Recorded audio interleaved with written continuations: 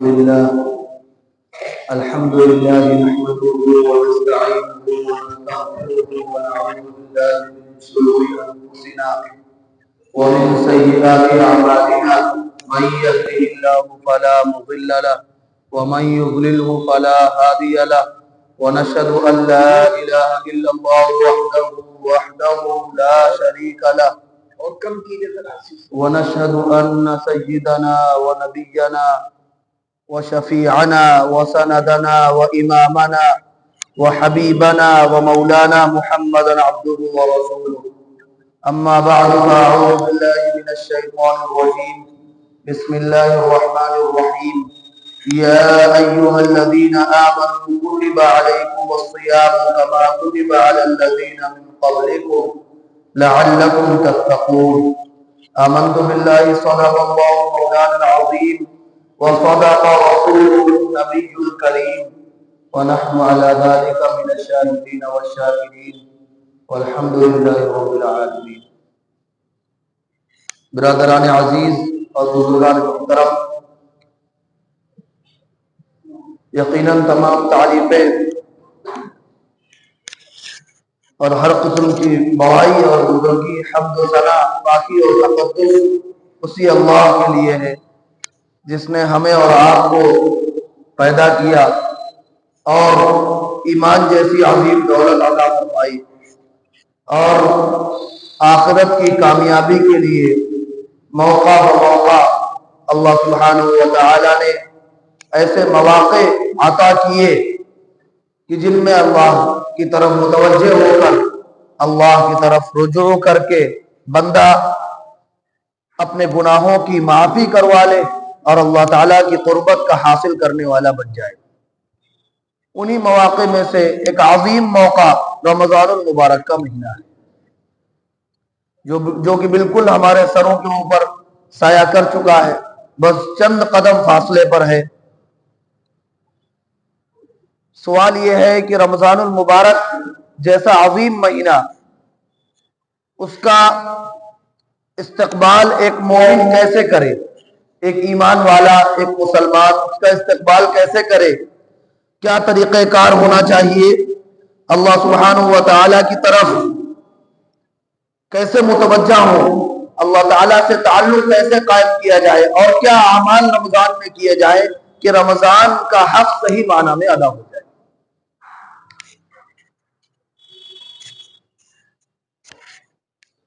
حضرت مفتی تقی عثمانی صاحب دامت برکاتہ العالیہ فرماتے ہیں کہ آج سے تقریباً 15 سال قبل میرا مصر کا سفر ہوا، اور وہ بالکل ایسا موقع تھا کہ رمضان کا چاند بس ہونے ہی والا تھا، یعنی احتمال تھا اس بات کا کہ کل بھی روزہ ہو جائے، یعنی گویا کہ چاند رات تھی، احتمال تھا اس بات کا کہ کل بھی روزہ ہو سکتا ہے.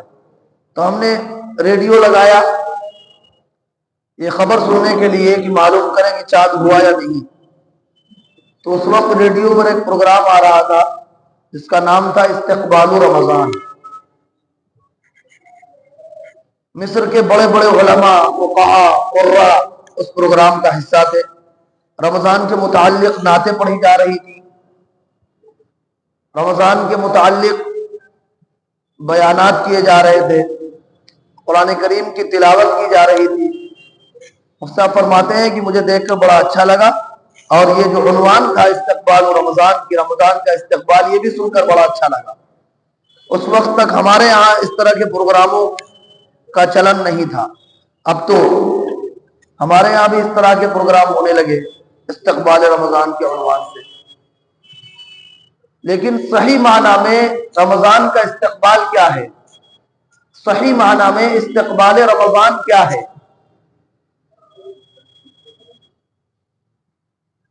حضرت مفتی صاحب فرماتے ہیں کہ رمضان المبارک کے آنے سے 15 روز قبل ہمارے والد صاحب ہم سب کو جمع فرماتے اور متوجہ فرماتے کہ رمضان کے شروع ہونے میں بس چند ایام باقی ہیں، لہذا جتنے بھی کام تمہارے ہیں جو رکے ہوئے ہیں، جو ڈیو ہیں، جو تمہارے اوپر لازم ہے، جو تمہیں کرنا ہے، ان کو کر ڈالو. رمضان سے پہلے پہلے تمام امور سے فارغ ہو جاؤ، تاکہ جب رمضان المبارک کا مہینہ آئے تو تم اپنے آپ کو فارغ پاؤ عبادت کے لیے۔ رمضان کے آنے سے پہلے پہلے اپنے آپ کو مکمل طور پر فارغ کر دو۔ جتنے بھی کام تمہیں ضروری ہیں وہ سب رمضان سے پہلے پہلے کر ڈالو اور کر کے فارغ ہو جاؤ جب رمضان کا مہینہ آئے، تاکہ تمہارا زیادہ سے زیادہ وقت عبادت کے لیے فارغ ہو، ذکر کے لیے فارغ ہو، تلاوت کے لیے فارغ ہو، دعاؤں کے لیے فارغ ہو۔ جو غیر ضروری کام ہے اس کو چھوڑ دو، کام کو ہلکا کر دو، غیر ضروری کام کو چھوڑ دو اور اس کو شوال میں دیکھو۔ رمضان المبارک میں کوشش کرو کہ زیادہ سے زیادہ وقت عبادت میں لگے۔ رمضان سے پہلے پوری طریقے سے تیاری کر لو، تمام امور جو ضروری امور ہے اس سے فارغ ہو جاؤ۔ یہ صحیح معنی میں رمضان کا استعمال ہے۔ جب رمضان کا مہینہ آئے تو تم امور سے فارغ ہو چکے ہو اور اپنے وقت کو فارغ کر لو۔ ہمارے اکابرین کا تو معمول بڑے عجیب و غریب معمولات رمضان المبارک کے رہے ہیں۔ حضرت شیخ الحدیث حضرت مولانا زکریا صاحب رحمۃ اللہ علیہ، جن کی فضائل اعمال ہے پوری دنیا میں پڑھی جاتی ہے، اللہ تعالیٰ نے بڑی قبولیت عطا فرمائی ہے حضرت شیخ الحدیث رحمۃ اللہ علیہ کو۔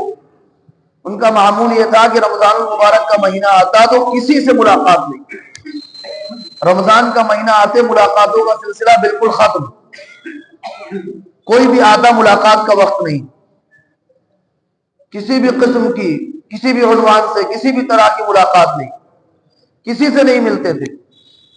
صرف تراویح کے بعد چائے پینے کا معمول تھا، جو جتنی دیر چائے بن کر کے آتی اور جتنی دیر چائے پینے میں لگتی آپ، یہ اتنا وقت بنا، بس اس میں اجازت ہوتی کہ اگر کوئی سوال کرنا چاہے، کوئی مسئلہ معلوم کرنا چاہے، کچھ بھی استفادہ کرنا چاہے تو صرف اتنا وقت، بس تراویح کے بعد جتنی دیر میں چائے بن کر کے آتی اور آپ چائے نوش فرماتے، اتنی دیر بس ملاقات کا وقت۔ اس کے علاوہ پورا دن پوری رات کسی سے بھی آپ نہیں ملتے تھے۔ یہ حضرت اپنی آپ بیتی میں لکھتے ہیں، اور ایک واقعہ بھی نقل فرماتے ہیں کہ ایک صاحب کہیں دور دراز سے ملنے کے لیے آئے حضرت شیخ سے، تو جب وہاں آئے تو معلوم ہوا کہ بھائی حضرت شیخ تو ملاقات نہیں کرتے، رمضان المبارک کے مہینے میں حضرت کسی سے بھی نہیں ملتے۔ تو انہوں نے عرض کیا کہ بھائی ہم تو بڑی دور سے آئے ہیں ملنے کے لیے اور ملاقات کی خواہش تھی۔ تو ان کا معمول جب بتلایا گیا تو انہوں نے کہا کہ رمضان تو سب کے لیے آتا ہے، رمضان تو ہمارے ہاں بھی آتا ہے، انہیں تو ایسا لگ رہا ہے کہ رمضان کا بخار آیا ہے۔ یہ حضرت شیخ الحدیث رحمۃ اللہ علیہ نے یہ واقعہ اپنی کتاب میں نقل کیا، اپنی آپ بیتی میں، کہ ان صاحب نے کہا کہ انہیں لگتا ہے کہ رمضان کا بخار آتا ہے، رمضان تو سب کے لیے آیا ہے لیکن یہ تو کسی سے مل ہی نہیں رہے، تو ایسا معلوم ہوتا ہے کہ انہیں رمضان کا بخار آیا ہے۔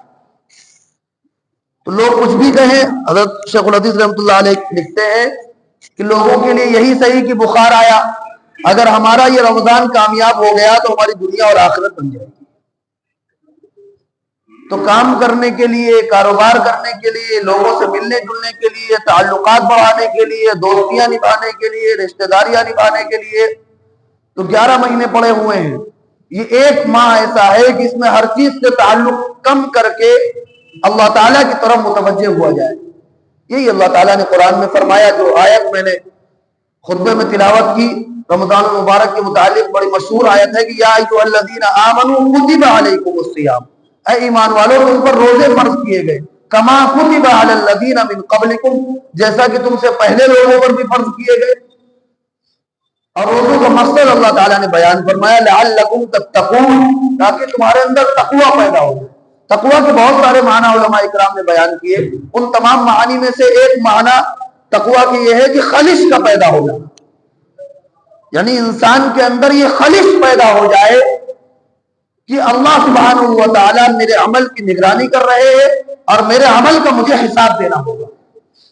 یہ خلش پیدا ہو جائے، جب انسان کو کسی چیز کی خلش پیدا ہو جاتی ہے تو پھر اس کا دل کسی اور چیز میں نہیں لگتا۔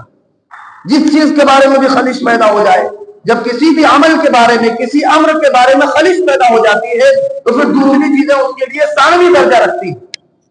تو تقویٰ کا یہی معنی ہے کہ خلش کا پیدا ہو جانا۔ تو رمضان کے آنے کا مقصد یہ ہے کہ 11 مہینوں میں جو اللہ سے ایک طرح کا تعلق ٹوٹ جاتا ہے، کاروبار کی وجہ سے، تجارت کی وجہ سے، مال کمانے کی وجہ سے اور دوسرے امور کی وجہ سے، اگرچہ وہ امور بھی دین ہے اگر صحیح طریقے پر کیا جائے، تجارت بھی دین ہے اگر حضور نبوی صلی اللہ علیہ وسلم کے طریقے پر کی جائے، کاروبار بھی دین ہے اگر نبوی طریقے پر کیا جائے، نکاح بھی دین ہے، ولیمہ بھی دین ہے، رشتہ داریوں کا نبھانا بھی دین ہے، شرط یہ ہے کہ اسلامی طریقے پر کی جائے۔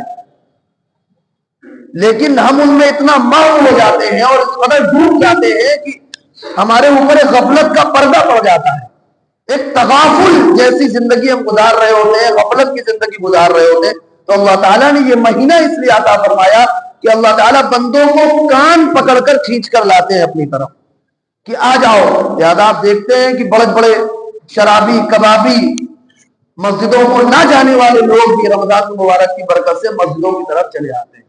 یہ رمضان میں اللہ تعالیٰ کی طرف سے خصوصی انوارات اور رحمتوں اور برکتوں کے نزول کی وجہ ہے کہ بڑے بڑے بگڑے ہوئے لوگ بھی اللہ کے گھر کی طرف متوجہ ہو جاتے ہیں، کیونکہ فرمایا یوں کہ اللہ تعالیٰ کان پکڑ کر بلاتے ہیں اس مہینے میں کہ میری طرف آ جاؤ اور ہم تمہیں اپنا قرب عطا کرنا چاہتے ہیں۔ مقصد یہ ہے کہ توجہ اللہ کی طرف، رجوع اللہ، انابت اللہ، کہ اللہ کی طرف متوجہ ہونا، یہ مقصود ہے۔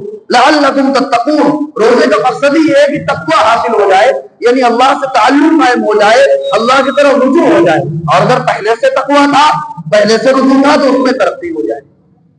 اگر کوئی آدمی پہلے سے متقی ہے، پہلے سے اللہ کی طرف رجوع کرتا ہوا آ رہا ہے، تو اب کیا مطلب ہے کہ رمضان میں اور ترقی ہو جائے اس کے تقوی میں، اور زیادہ رجوع ہو اللہ کی طرف، اور زیادہ انابت ہو اللہ کی طرف، اور جو پہلے سے غافل تھا، غفلت میں پڑا ہوا تھا، وہ اللہ تعالیٰ کی طرف اس ماہ میں متوجہ ہو جائے۔ اس لیے فرمایا کہ زیادہ سے زیادہ وقت اللہ تعالیٰ کی عبادت میں لگے، اذکار میں لگے، تلاوت میں لگے۔ اس کے لیے اپنے آپ کو رمضان سے پہلے تیار کر لینا، یہی ہے رمضان کا استقبال۔ کہ رمضان آنے والا ہے، مومن ان کا استقبال ایسے کرے کہ اپنے آپ کو فارغ کر لے کہ جب رمضان آئے تو میرا زیادہ سے زیادہ وقت فارغ ہے تلاوت کے لیے، عبادت کے لیے۔ ایسا نہ ہو کہ رمضان آیا تو اور کام بڑھ گیا، اور دنیا کی طلب، اور تجارت زیادہ، اور مال کا حرص زیادہ۔ رمضان گزرنے کے بعد انسان اگر اپنے اندر تقوی محسوس کرے، کچھ اپنی روحانی تبدیلی محسوس کرے کہ اللہ کی طرف اس کا رجوع بڑھا، کچھ تقوی اس کے اندر، تقوی کی کچھ خوشبو اس کے اندر پیدا ہوئی، اللہ کی تعالیٰ کی طرف انابت ہوئی، اللہ تعالیٰ کی طرف رجوع کیا، تو یہ سمجھنا چاہیے کہ روزے کی اصل روح حاصل ہوئی۔ اور اگر رمضان گزر گیا اور ویسے ہی گزرا جیسے 11 مہینے گزرتے تھے، اعمال میں کوئی بڑھوتری نہیں ہوئی، عبادات میں کوئی بڑھوتری نہیں ہوئی، تلاوت میں کوئی بڑھوتری نہیں ہوئی، اذکار میں کوئی بڑھوتری نہیں ہوئی، تو اللہ تعالیٰ معاف فرمائے، رمضان تو گزر گیا، اس کی روح حاصل نہ ہوئی۔ رمضان کی روح، روزے کی روح یہ ہے کہ بندہ اللہ تعالیٰ کی طرف متوجہ ہو اور بندے کا تعلق اللہ کے ساتھ قائم ہو اور اللہ کا قرب بندے کو نصیب ہو جائے۔ اسی لیے سب سے بہترین چیز یہ ہے کہ رمضان المبارک کے مہینے میں زیادہ وقت مساجد میں گزارا جائے،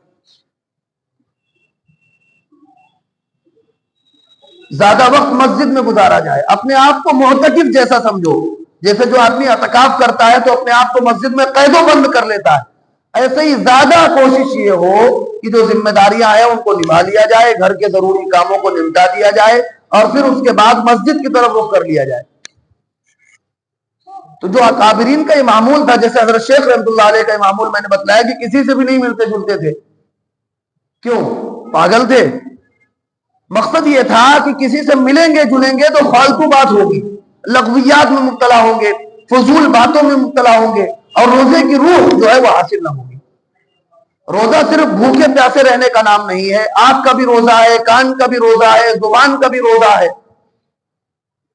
زبان سے غلط بات کہنا یہ بھی روزے کے عادات کے خلاف ہے، آنکھ سے غلط عمل کو دیکھنا یہ بھی روزے کے ادب کے خلاف ہے، اس کے اصول کے خلاف ہے، اور کان سے لغویات کا سننا یہ بھی روزے کے ادب کے خلاف ہے۔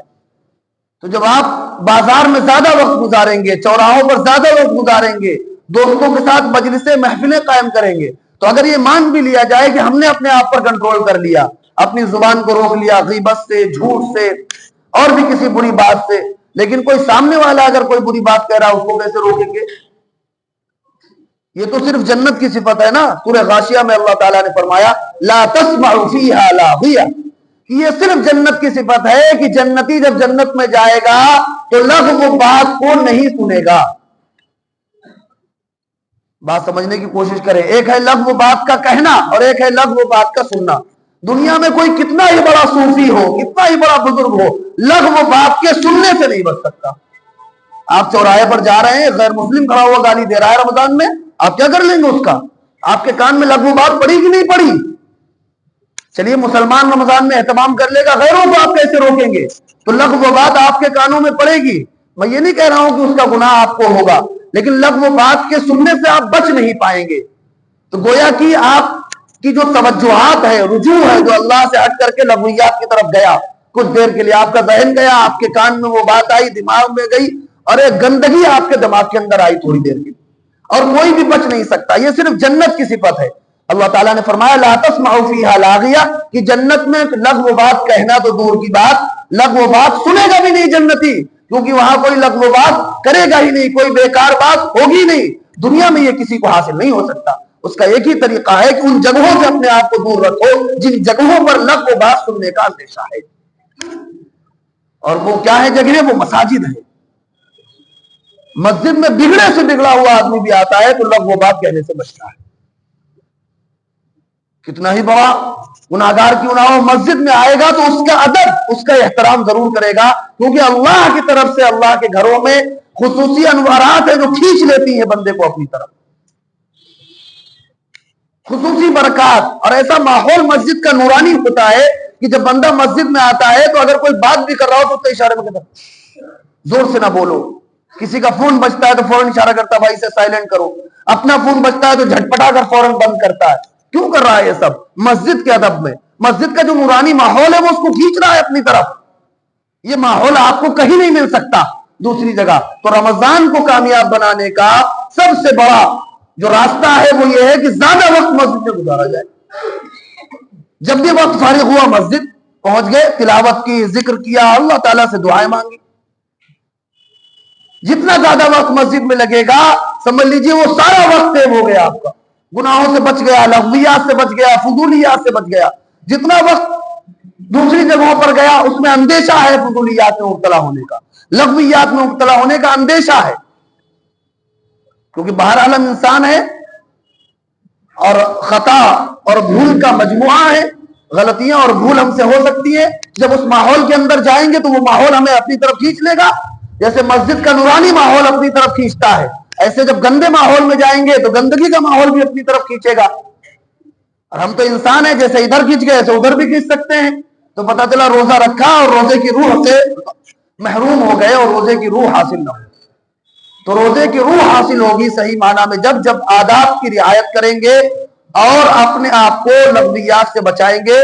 تو رمضان کا استقبال کا طریقہ یہ ہے کہ رمضان کا جو ایک ہفتہ بچا ہوا ہے، ہو سکتا ہے اگلا جمعہ آخری دن ہو شعبان کا، سنیچر کو بھی روزہ ہو سکتا ہے اگر 29 کا چاند ہو گیا، تو ایک ہفتہ جو بچا ہوا ہے اس میں کوشش کریں کہ جتنے بھی کام ہیں ان کاموں سے فارغ ہو جائیں، تاکہ جب رمضان آئے تو زیادہ وقت فارغ ہو عبادت کے لیے، تلاوت کے لیے، دعاؤں کے لیے، اذکار کے لیے۔ انشاءاللہ اگر ایسا کریں گے تو رمضان کی صحیح معنی میں برکات حاصل ہوں گی، اور اللہ تعالیٰ سے امید رکھیں اور اللہ تعالیٰ سے مانگے بھی اور امید بھی رکھیں کہ انشاءاللہ رمضان کی برکتیں ہمیں حاصل ہوں گی۔ مایوس نہیں ہونا چاہیے، یہ نہیں سوچنا چاہیے کہ ہمارا رمضان تو بس ایسے ہی گزر جاتا ہے، یا ہمیں کیا رمضان کی برکتیں حاصل ہوگی، ان لوگوں کو حاصل ہوئی۔ اس سے پہلے بھی یہ بات آئی کہ جو اکابرین کا معمول تھا ہمیں وہ مطلوب نہیں ہے، حضرت شیخ جیسا بننا مطلوب نہیں ہے کہ آپ کسی سے نہ ملیں، یہ صرف اس لیے بتایا جاتا ہے تاکہ ہمارے اندر کچھ رغبت پیدا ہو کہ انہوں نے اتنا زیادہ کیا تو ہم بھی کچھ کر لیں، اتنا نہ صحیح کچھ ان کے نقش قدم پر چل لیں، 25% 20% ان کے جیسا بننے کی کوشش کریں، تو انشاءاللہ ہمیں نفع حاصل ہوگا۔ اللہ تعالیٰ مجھے بھی آپ سب کو رمضان المبارک کی قدردانی کی توفیق عطا فرمائے، اور آنے والے ہفتوں میں جمعوں میں انشاءاللہ رمضان المبارک کے متعلق اور بھی باتیں عرض کی جائیں گی۔